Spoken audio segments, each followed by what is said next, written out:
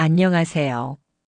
오늘은 여러분과 함께 어떤 사람은 중년에 돈복이 터지고 어떤 사람은 여전히 쪼들리는가에 대해 이야기해 보려 합니다.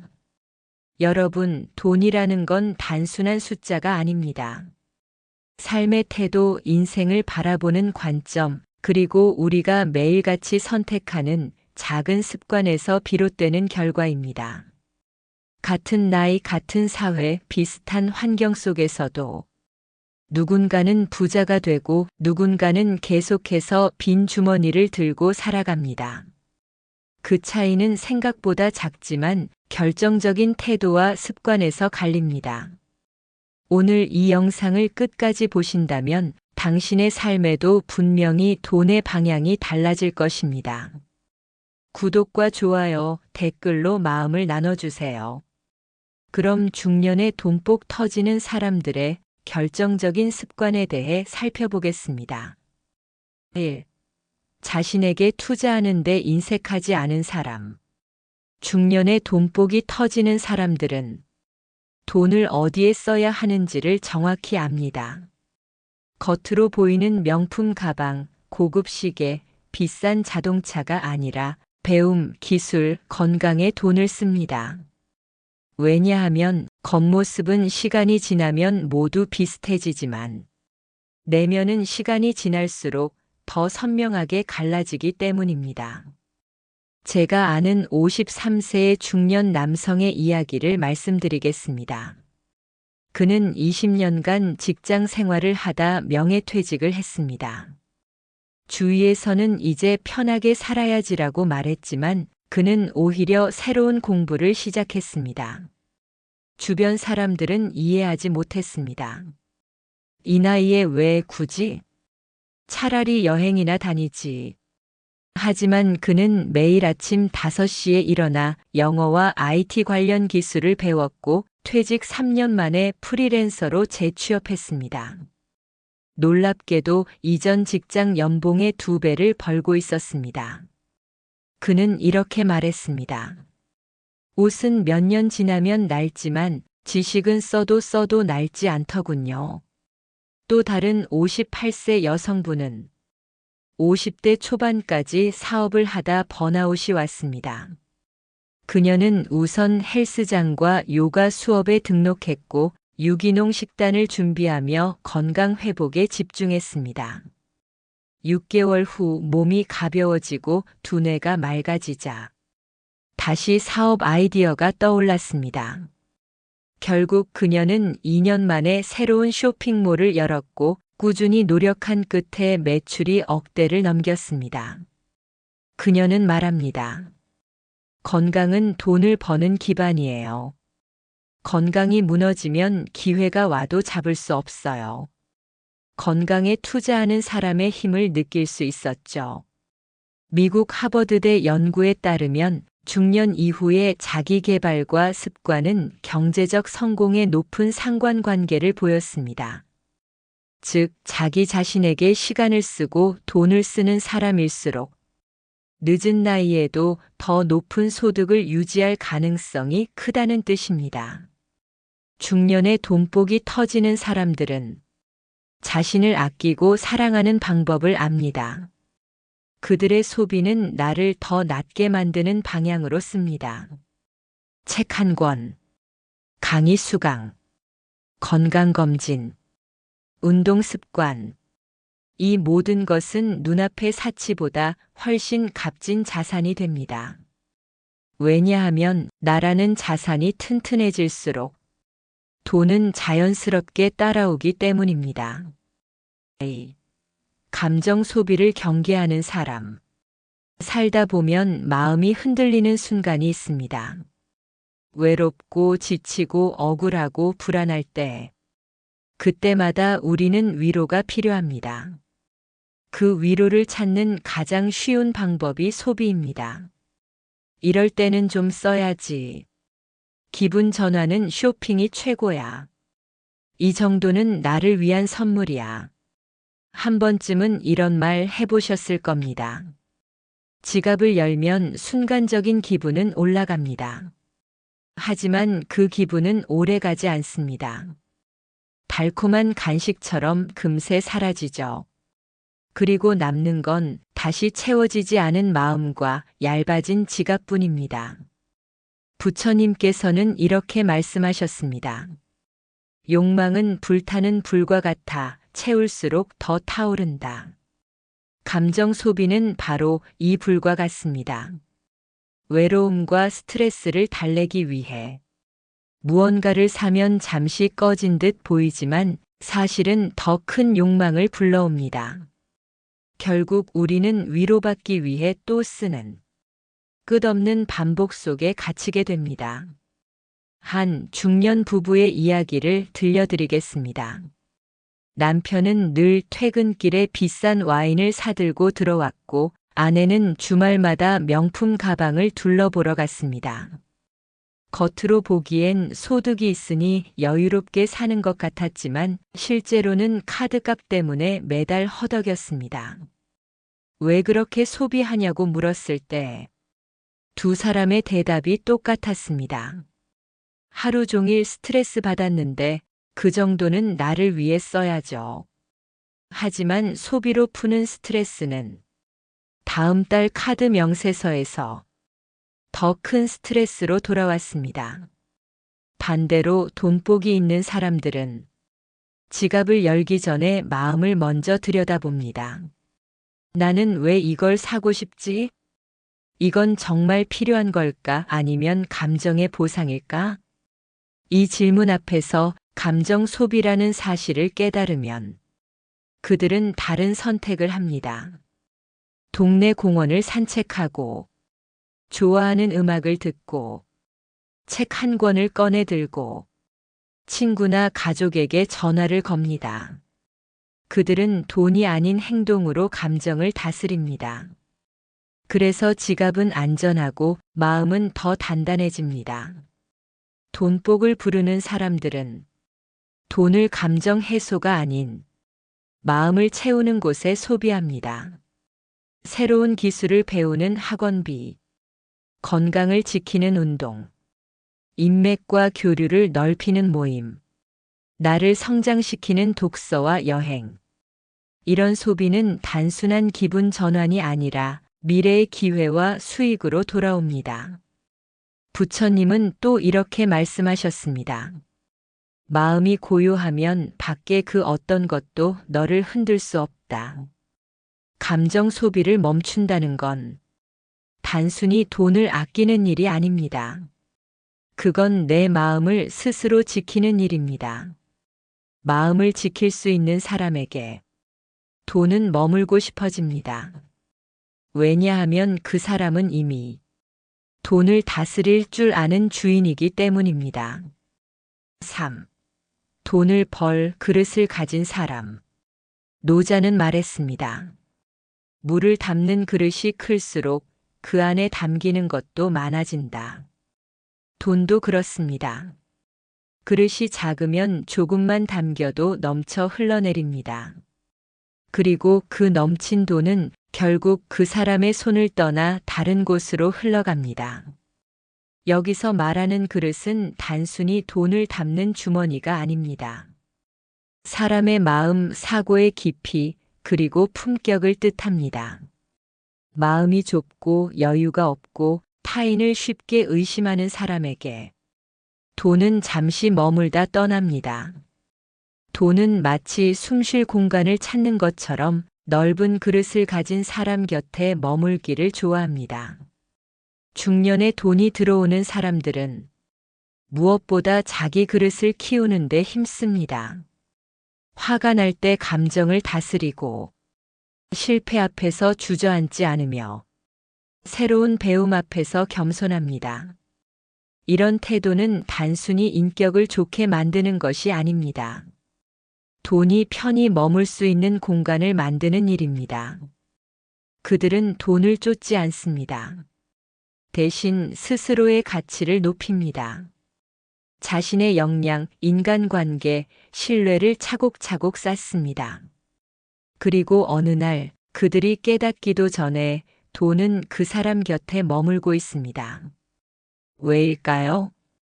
그 품이 넓은 사람, 그릇이 깊고 큰 사람에게는 돈도 쉬어가기 때문입니다.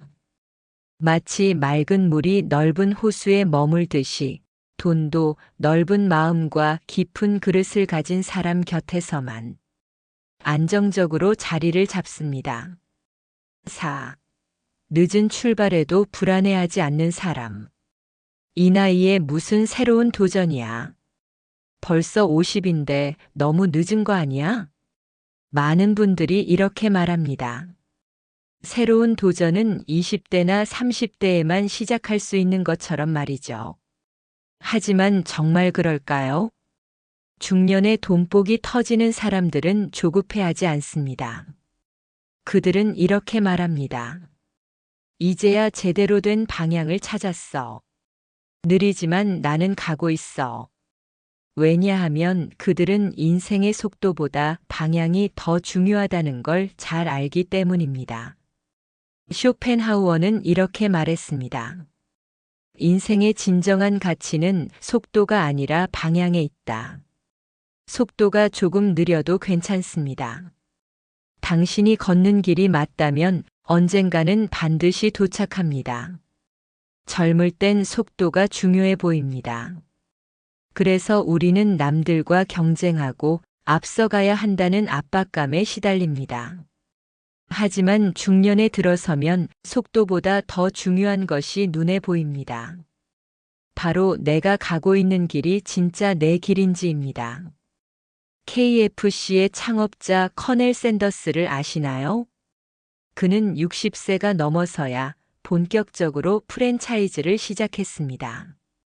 그 전까지 그는 주유소, 세차장, 식당 등 다양한 일을 전전하며 수십 번 실패를 겪었습니다. 사람들은 말했죠. 이제 그만해요. 나이도 많은데 쉬세요. 하지만 그는 말했습니다. 지금이 딱 알맞은 시기입니다. 그리고 그 한마디처럼 그의 정확한 방향은 결국 전 세계 150여 개국에 매장을 낸 세계적인 브랜드로 성장했습니다. 중년은 늦은 시기가 아니라 숙성된 시기입니다. 젊을 때보다 훨씬 많은 경험과 통찰을 가지고 있습니다. 무엇이 중요한지, 어디에 집중해야 하는지 압니다. 이건 젊은 시절엔 가질 수 없는 강점입니다. 그러니 지금 무언가를 시작하려고 한다면 이미 늦었다는 말 대신 이렇게 스스로에게 말하세요. 나는 오래 달리기 위해 그동안 준비해 온 것이다. 여러분, 나무를 심기에 가장 좋은 때는 20년 전이었을지 모릅니다. 하지만 두 번째로 좋은 때는 바로 지금입니다. 우리가 지금 할 수 없는 건 키즈 모델 뿐입니다. 그러니 주저하지 마세요. 중년의 당신이 내딛는 그 한 걸음이 당신 인생에 가장 알맞은 시기일 수 있습니다. 5. 기회가 왔을 때 빠르게 움직이는 사람. 중년이 되면 누구나 인생의 전환점이 될 만한 기회를 한두 번쯤은 마주합니다. 그 기회는 갑자기 찾아올 수도 있고 오랜 시간의 흐름 속에서 서서히 모습을 드러낼 수도 있습니다. 하지만 안타깝게도 대부분의 사람들은 이렇게 말합니다. 지금은 좀 애매한 시기야. 애들 교육비가 많아서 나중에 해야지. 조금 더 생각해 볼게. 서두를 필요 없잖아. 그 말 속에는 불안, 두려움, 그리고 익숙한 일상을 깨트리고 싶지 않은 마음이 숨어 있습니다. 결국 생각은 깊지만 행동은 느려집니다. 그 사이에 기회는 조용히 문을 닫고 뒤늦게 그 문을 두드려도 대답은 없습니다. 반면 돈복이 터지는 사람은 다릅니다. 그들은 남의 눈치를 보지 않습니다. 결정의 기준이 남들이 어떻게 볼까가 아니라 내가 이 길을 가고 싶은가입니다. 그들은 자신의 직감을 믿습니다. 그리고 직감이 말할 때 망설이지 않고 움직입니다. 한 번 결정을 내리면 뒤를 돌아보며 후회하지 않습니다. 제가 아는 한 분은 50세가 되던 해에 오랫동안 다니던 직장을 그만두고 작은 카페를 열었습니다. 주변에서는 다 말렸습니다. 이 나이에 무슨 창업이야. 퇴직금 날리면 어쩌려고 그래. 하지만 그는 이렇게 말했습니다. 기회는 나를 기다려주지 않아요. 내가 준비됐을 때 잡는 게 아니라 잡았을 때 준비하면 되는 거예요. 그의 카페는 2년 만에 동네 명소가 되었고 지금은 두 번째 지점을 준비 중입니다. 노자는 말했습니다. 물은 흐르되 머무르지 않고 움직이되 멈추지 않는다. 기회도 그렇습니다. 흐를 때 잡아야 합니다. 잠시만 머뭇거려도 그 흐름은 다른 곳으로 흘러가 버립니다. 중년의 기회는 청년 시절의 기회와 다릅니다. 젊을 때는 기회가 자주 찾아오지만 중년 이후의 기회는 더 깊고 더 묵직하며 한번 놓치면 다시 돌아오기 어렵습니다. 그래서 돈복이 있는 사람들은 기회 앞에서 속도를 선택합니다. 그들은 완벽한 준비보다 흐름 속으로 뛰어드는 용기를 우선합니다. 결국 돈의 흐름은 움직이는 사람에게만 따라옵니다. 6. 돈 이야기를 기피하지 않는 사람. 많은 분들이 돈 이야기를 꺼려합니다. 어릴 때부터 돈 얘기는 천박한 거야. 돈보다 사람이 먼저야라는 말을 들으며 자란 세대라서 그렇습니다. 그래서 친구를 만나면 건강 이야기, 자녀 이야기, 여행 이야기는 해도 정작 우리 인생을 지탱하는 돈 이야기는 거의 하지 않습니다.